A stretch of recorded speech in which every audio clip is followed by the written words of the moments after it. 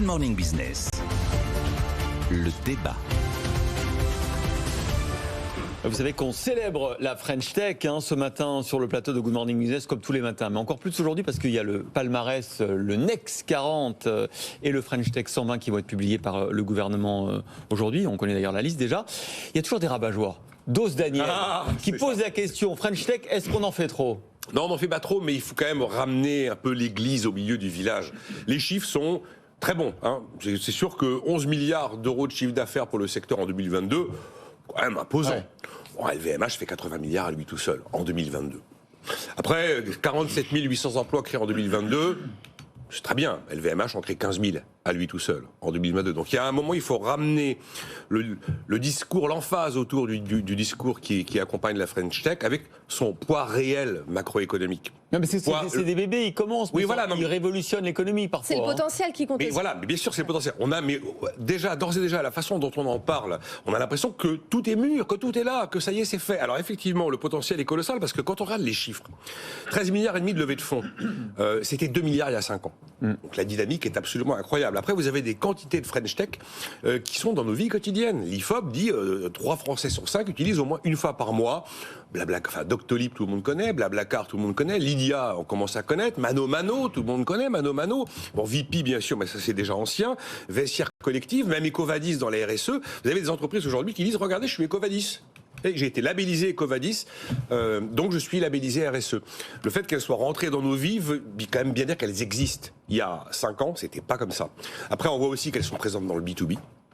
Qu'elles sont présentes dans l'industrie, dans la robotique. Et effectivement, le potentiel est colossal. 500 000 emplois pour les 25 000 startups françaises. La hausse est de 70% depuis 2020, en l'espace de seulement 2 ans et demi, 3 ans. Donc le potentiel est colossal, mais c'est vrai que l'extraordinaire discours, et là Emmanuel Macron va nous faire de la Startup Nation, la France qui gagne, c'est de la France qui gagne. N'oublions pas quand même ce qu'est le poids réel macroéconomique de ce tissu entrepreneurial par rapport à la réalité du pays. Mais oui, effectivement, la dynamique est absolument incroyable. Ça, c'était la deuxième remarque, parce que j'avais dit à Jean-Marc, je ferai 3 remarques. Et donc la troisième remarque, histoire de chauffer un peu Jean-Marc et de le brancher dès le lundi matin pour que ça aille plus vite. Pour grandir, est-ce que l'État doit intervenir dans le financement de ces entreprises, comme savent le faire les Américains, au travers de leurs fameuses agences publiques?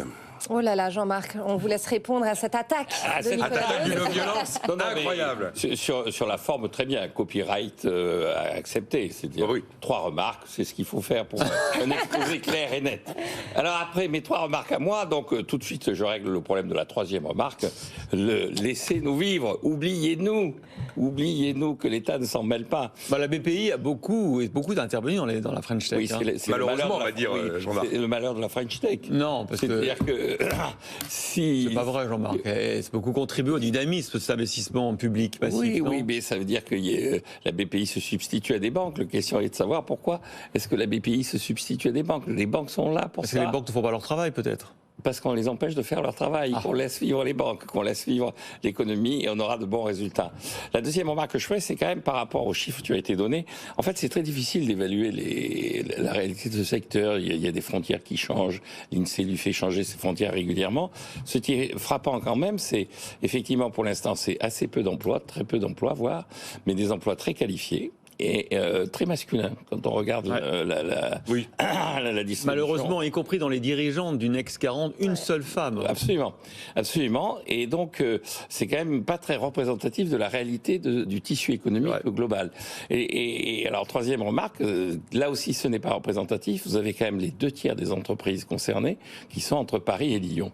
Grosso modo. C'est-à-dire la French Tech, c'est la rue de l'Arrêt à Lyon et la rue de l'Arrêt, rue Ré au mur à Paris. C'est pas très vrai ça, Jean-Marc, parce que quand on fait notre tournée de France BFM Business, on va à la rencontre des régions et des French Tech régionales.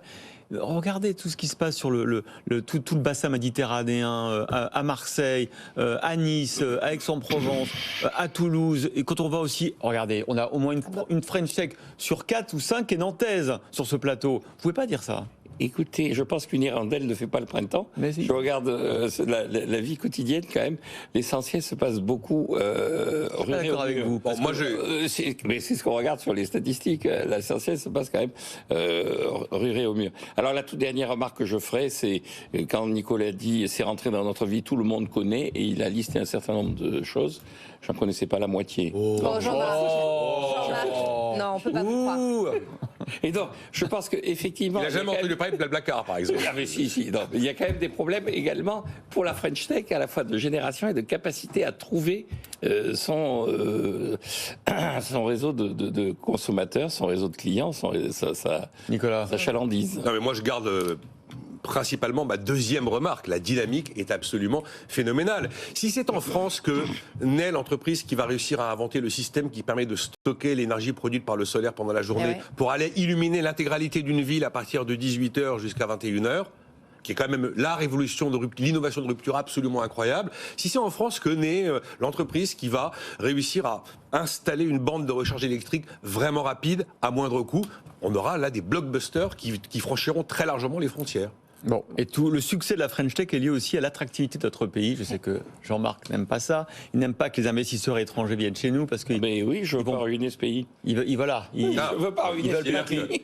C'est simple, hein. Ouais. Moi, j'aime mes enfants. Oui, je veux pas les obliger à payer ma retraite, celle des Norvégiens, celle des Californiens. Je sais pas si déjà payer ma retraite, ce sera assez lourd à porter. Je ne sais pas si Gilles Bonenfant n'aime pas ses enfants, mais le président d'Eurogroupe va nous parler justement de l'attractivité On ne sera française. jamais d'accord avec Jean-Marc sur l'attractivité.